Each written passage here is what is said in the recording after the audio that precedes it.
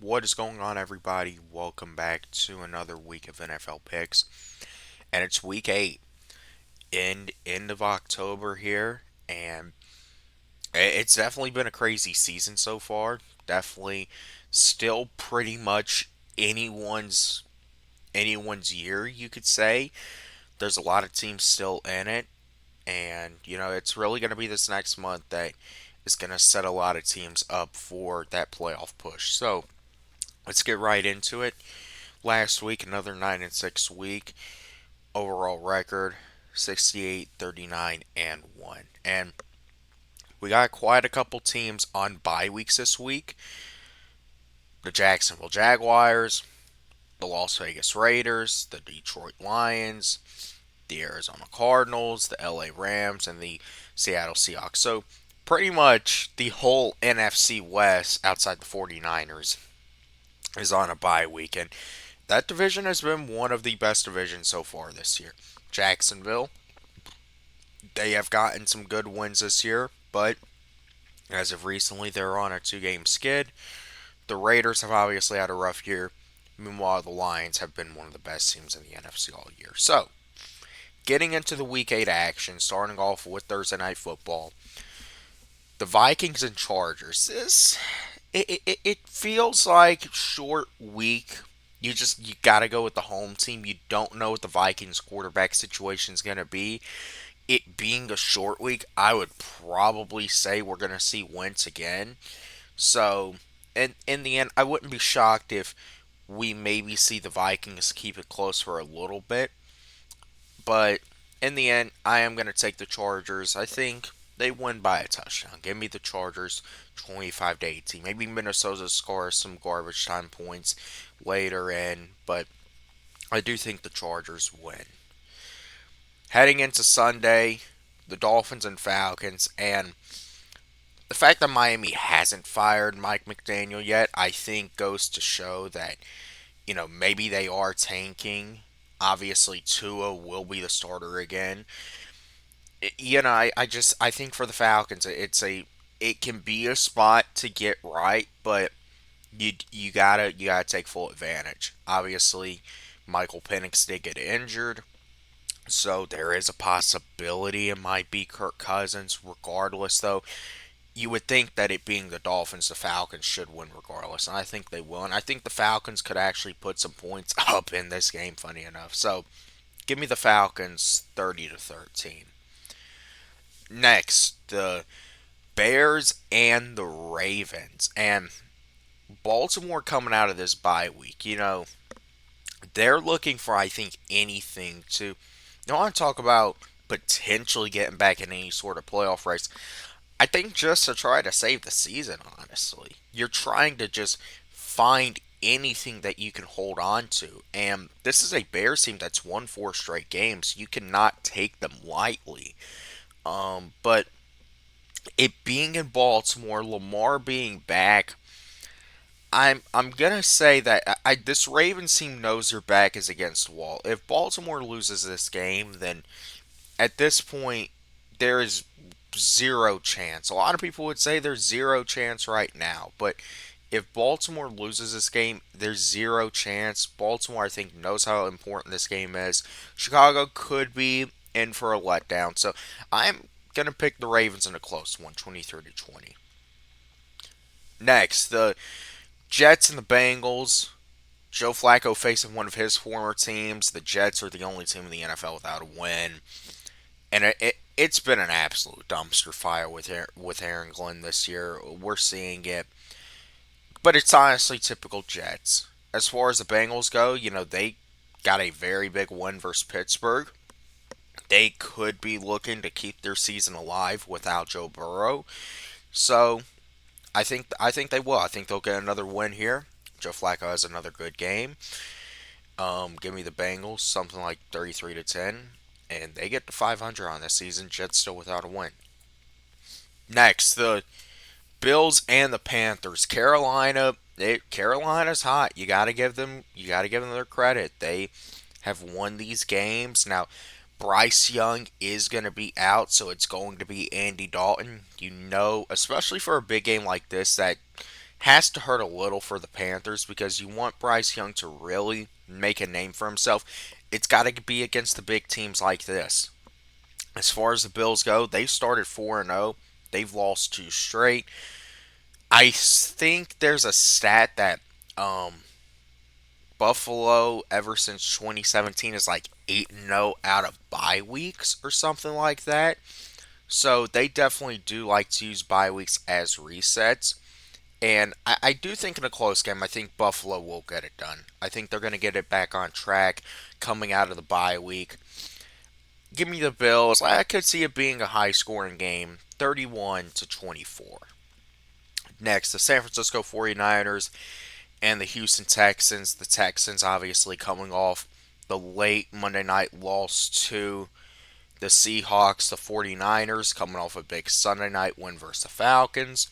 So for both of these teams, it's really just for San Francisco is trying to stay hot. For Houston, it's once again just trying to keep any hope alive, I think. Obviously in that tough division with the Colts and even Jacksonville, you find yourself sitting in third at this point, and a lot of things look like a long shot, but if you're going to get anything done, you got to start stringing some wins together. Now, as far as this game goes in itself, I do feel like it could be a potential upset spot, but I'm still going to pick the 49ers. I do think that, we did see a San Francisco team that, and we've seen it so far. It doesn't matter who is out. They've been rolling. They've been getting guys involved. Christian McCaffrey got involved, so it could definitely be another week of trying to lean in on him. That Houston pass rush, that's going to be the key to this game. If Houston wants to win, that pass rush is going to have to have a great day and get some constant pressure on Mac Jones, who I would assume is going to get the start again. So give me the 49ers in this game to win, we'll say 27-18. Next, the Cleveland Browns and New England Patriots, and New England's just a better team. They're hot. Cleveland did get a nice win versus Miami, but the Patriots are miles better. I think the Patriots blow them out 34-10. New England picks up their fifth straight win. Next, NFC's matchup, the Giants and the Eagles. And look, for Philly, it was a very big win in Minnesota. Really trying to get that offense back on track. Obviously, the Eagles had a letdown versus the Giants a couple weeks ago. And the Giants are playing with a newfound energy ever since Jackson Dart came in.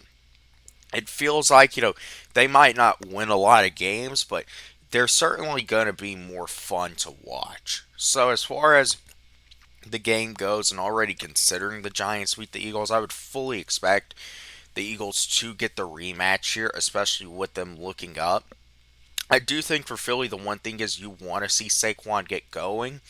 But regardless, if you can get more performances like that, especially out of your passing game and Jalen Hurts, that is definitely going to help also. So I do think the Eagles win. I could see it being a little close. So like 30-22, and they go to 6-2 on the year. Next, heading into the late window, the Tampa Bay Buccaneers and the New Orleans Saints, NFC South matchup. Tampa suffered their second loss on Monday night in Detroit. And, this is a team that now has lost Mike Evans for the season. Chris Godwin, I'm still unsure of when he's going to be back. Emeka Egbuka was playing banged up last night. And look, they've still found a way to 5-2. And this is a Saints team. Now, it is a game that, it's a division game, so anything can happen as in all division games. But I think the Bucks, I think when they get Bucky Irving back, that is really when they are going to benefit even more.